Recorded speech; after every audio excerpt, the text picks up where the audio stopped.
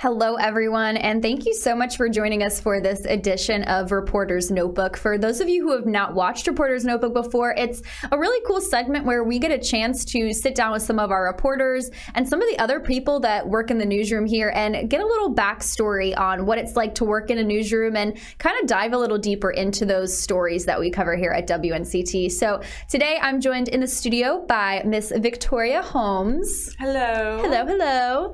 Victoria is also one of our digital reporters, and she is my co-host for our new podcast, What the Politics. If you guys want to check that out as well. So Victoria covered a really great story today that is something that a lot of people need to be aware of, and not enough people are aware of, unfortunately, during this time. So Victoria, what is the story? What was the topic that you covered today, and why is this so important right now? So we have been getting a ton of calls from viewers saying that they are being evicted from their homes. And there's a lot of confusion because they're saying Governor Roy Cooper signed an order saying that I shouldn't be evicted from my home. Right. Okay. So this is where my story can kind of help clear the confusion. You do have that right to not be evicted from your home, but there's a catch. First, you have to meet certain qualifications. You have to file a form that says you cannot be evicted or you cannot meet your payments because of COVID-19, because of a loss of a job, because of anything that proves that you cannot meet your payments because of some sort of COVID-19 issue, then that's when you have that protection.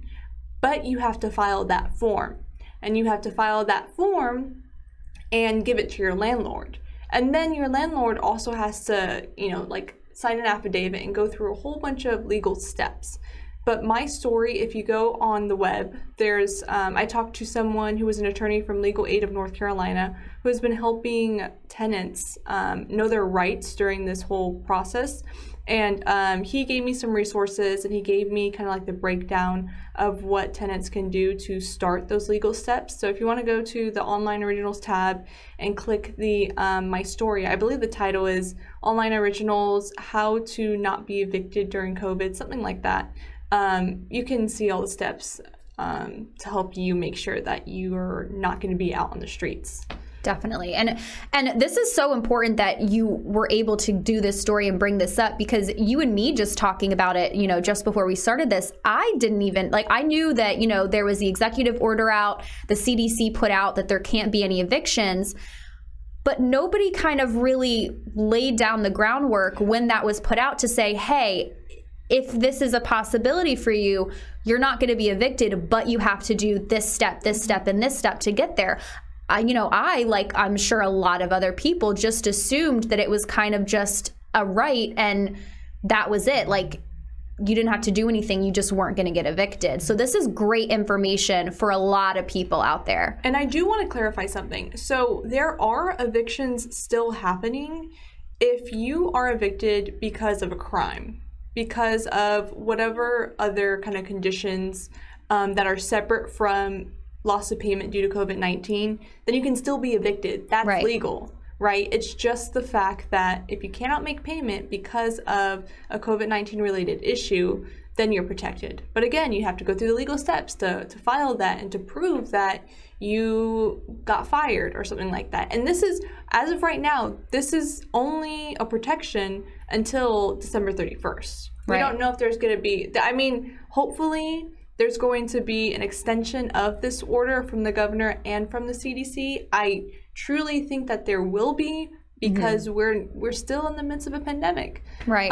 They just extended phase 3. I'm sure that this will be extended as well. I wouldn't be surprised, at all, especially because, especially financially and coming back from a job loss, that's really hard. That people don't bounce back like that. This is, unfortunately going to be a process for a couple months, and it's not going to end very soon, but we're getting there. And this is just another one of those steps that, that the state's taking, that Governor Roy Cooper's taking to make sure that, everybody's able to stay in their home and stay safe and stay healthy. So, and so I was going to say, really quick, one of the issues that a lot of the people who know their rights and the fact that they are going to the courts and filing and talking to their landlords.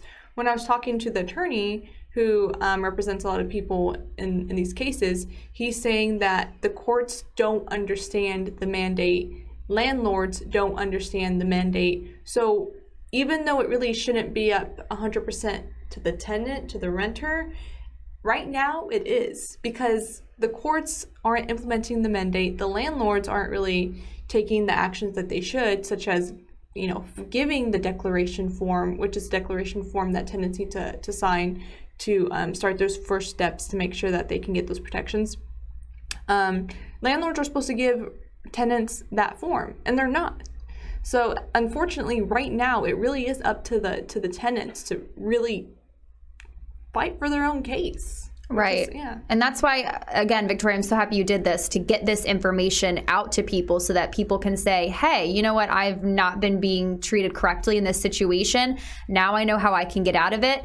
Now I know the steps I need to take. Now I have proof that I can bring, you know, to my landlord. I can show other tenants. I can show, you know, other people in the area, go to the courts and talk to them about this, because, you know, like you said, a lot of people are not enforcing this. So it's unfortunately going to be up to these, you know, the homeowners, the renters, the tenants to, you know, make sure that this gets done for them. Mm-hmm. Exactly. Yeah. And so, and I know that you also have, for people who, you know, are interested in this, is this something that they need to be able to survive, to be able to stay in their home without eviction? You have the applications on your online originals as well. So correct? What I have the link to so I worked with an attorney from Legal Aid of North Carolina. So what I did was I linked an informational that they did back in September about the order and about tenants' rights. I have the executive order on there. I have the CDC order on there. I have a list of resources that you can go through. There's even a podcast that I linked from Legal Aid of North Carolina that talks about not only your rights under the CDC order and the governor order, but a whole variety of tenants' rights that maybe you kind of just want to see, even if this CDC order doesn't necessarily apply to you. So yeah, so it's all under the online originals page.